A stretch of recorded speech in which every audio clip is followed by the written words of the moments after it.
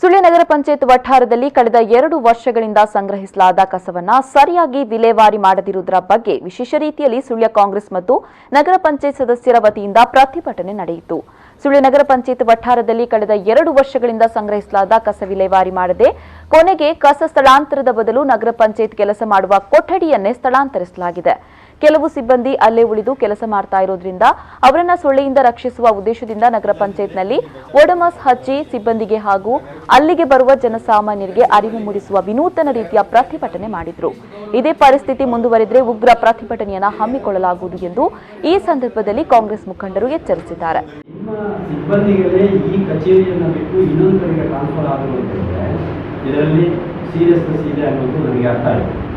ನಿಮಗೆ ಸೀರಿಯಸ್ನೆಸ್ ಅಂದರೆ ನಿಮಗೆ ತೊಂದರೆ ಆಗ್ತದೆ ಅನ್ನೋದು ಬಂದಾಗ ಇಲ್ಲಿ ಬರ್ತಕ್ಕಂಥ ಜನಕ್ಕೆ ತೊಂದರೆ ಆಗ್ತದೆ ಅನ್ನೋದು ನಮ್ಮ ಭಾವನೆ. ಹಾಗಾಗಿ ಈಗ ಇವತ್ತು ಅನಿವಾರ್ಯವಾಗಿ ನಿಮ್ಮ ಹತ್ರ ಬಂದಿದ್ದೇವೆ.